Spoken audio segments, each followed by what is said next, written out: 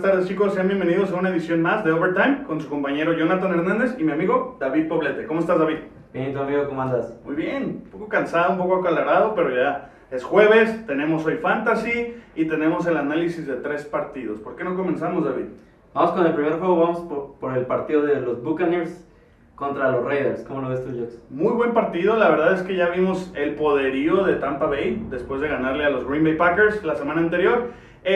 Me resaltan ciertas estadísticas importantes, sobre todo por la defensiva de Tampa Bay, que ha sido muy dominante esta temporada y ya viene siéndolo algunas temporadas atrás.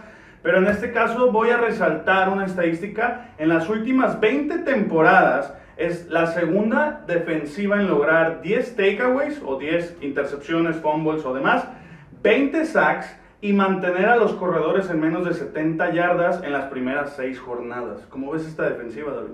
La verdad es que se ha visto muy imponente la defensa. La semana pasada permitieron igual menos de 100 yardas y llevaban, como comentas, mucho menos yardas, menos de 50 yardas en los juegos pasados. Entonces va a ser un juego muy interesante. Vamos a ver cómo se maneja Derek Carr con Josh Jacobs, que ha tenido muy buenos juegos. La semana pasada también les fue bastante bien. Entonces va a ser interesante ahí cómo se maneja la ofensiva y cómo Brady maneja el juego. La verdad es que no ha tenido los mejores juegos, pero ha sabido llevar el ritmo, ha tenido cada vez mejor variedad con sus diferentes receptores, ya tiene más confianza con Gronkowski de nuevo, ya se ve mejor la ofensa y más variada, y Ronald Jones sin duda que ha tenido 3 juegos consecutivos con más de 100 yardas, vamos a ver cómo lo hace esta semana. Sí, Ronald Jones, que en el Fantasy, ya lo mencionaremos más adelante, ha resaltado las últimas 2 jornadas como uno de los corredores más productivos. Y ya lo mencionaste, Josh Jacobs era la base de la ofensiva de los Raiders, pero la semana anterior Derek Carr conectó muy bien con sus receptores, Nelson Agholor, Henry Ruggs. Entonces yo espero ver un poco más de la ofensiva aérea por parte de los Raiders en contra de los Tampa Bay Buccaneers. ¿Cómo ves si pasamos al segundo partido, David?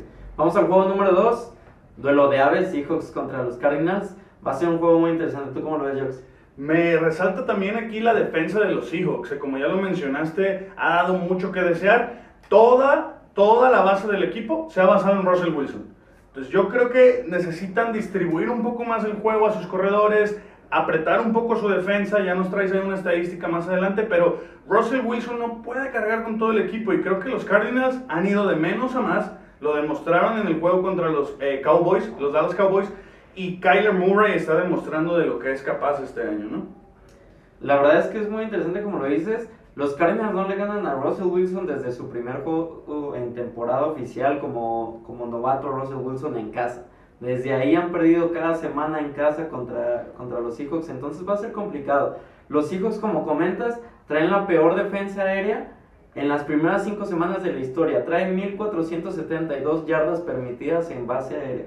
Entonces la verdad es que es preocupante y como comentas, la base está en Wilson, ha salido Metcalf, han salido ahí varios jugadores, pero no han sido la ofensiva tan variada como se podría esperar de ellos. Sí, además vienen de una semana de bye los Seahawks, entonces vamos a ver cómo reacciona Russell Wilson después de una semana de descanso. Y los Cardinals, que traen un ritmo impresionante. Yo espero ver un poco más del juego aéreo de los Cardinals, que al final del juego en contra de Dallas se notó mucho. Christian Kirk, de Andrew Hopkins, que está jugando como nunca lo jugó en los Houston Texans. Entonces creo que pueden atacar mucho, como ya lo mencionas, la defensiva aérea de los Seattle Seahawks. Vamos a ver el duelo, me interesa mucho por ser de la división de los 49ers, entonces también a ti debería interesarte, David. Vamos a ver el partido, el análisis del día martes. Por último, vamos al tercer juego. Para mí el más interesante de los 3, ya que ambos equipos están invictos. ¿Cómo ves el duelo de los Steelers en contra de los Titans? Un juego, yo creo que el más esperado de la semana, como comentas, un juego de invictos. La mejor defensa, regresó la cortina de acero por parte de los Steelers.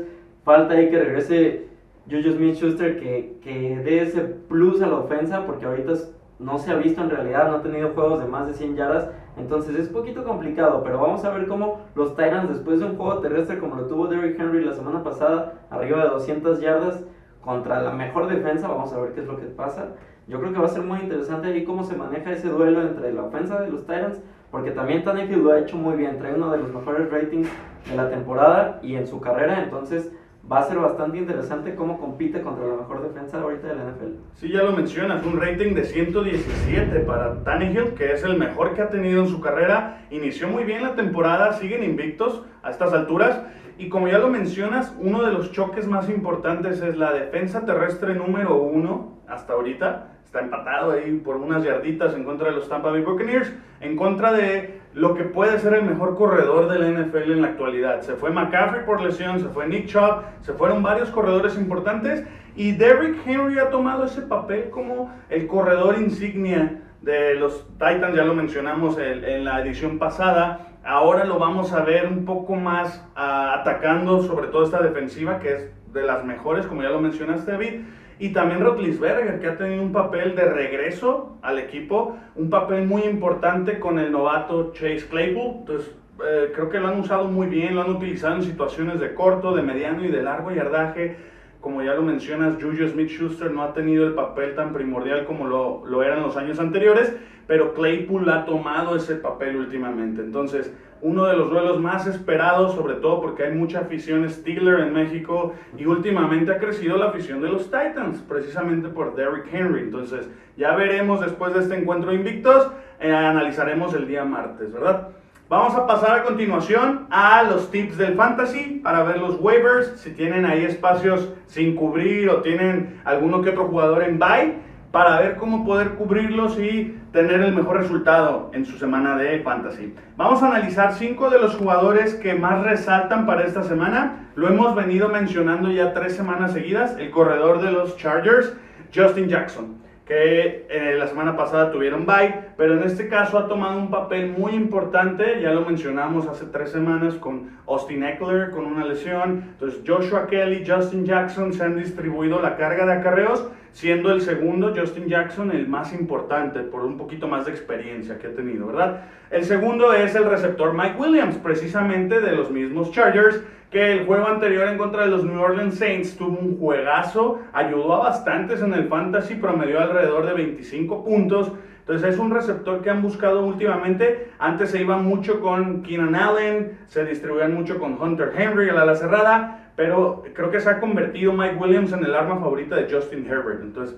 ahí, si lo tienen libre o lo pueden tradear con alguien, estaría excelente Mike Williams. El número 3 es el corredor de los Philadelphia Eagles, Boston Scott, que también ha tomado un papel muy importante. Miles Sanders fuera por lesión. En la offseason tradearon a Jordan Howard a los Delfines de Miami. Entonces, Boston Scott ha tomado el papel importante, sobre todo en una ofensiva con Carson Wentz. Algunos juegos bien, algunos juegos mal. Entonces le han dado mucho balón a los corredores. Han tenido mucho juego por tierra, mucho juego terrestre. Y Boston Scott es un arma importante. El cuarto es precisamente del mismo equipo, Philadelphia Eagles. Es Travis Fulgham, que ha funcionado como el receptor estelar hasta ahorita.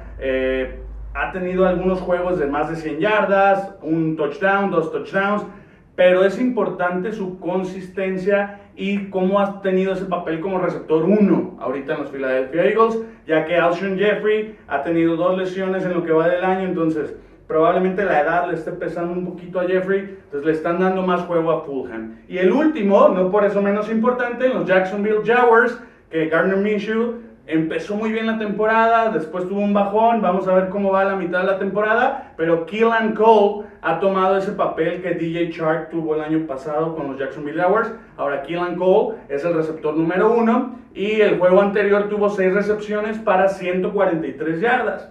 Entonces está promediando más de 15 a 16 puntos. Si te hace falta un receptor, Keelan Cole es el receptor para ahí. Estos fueron los tips del fantasy, ¿cómo los viste, David? Muy buenos picks, yo se los recomiendo, en específico Mike Williams, por la lesión de Keenan Allen, se ve ahí la inseguridad, entonces va a resaltar para ser el primer elegido ahí por parte del quarterback, Justin Herbert. Entonces, tómenlos, amigos. Nos vemos la próxima semana con el post de la semana. Nos vemos, chicos, muchas gracias por todo.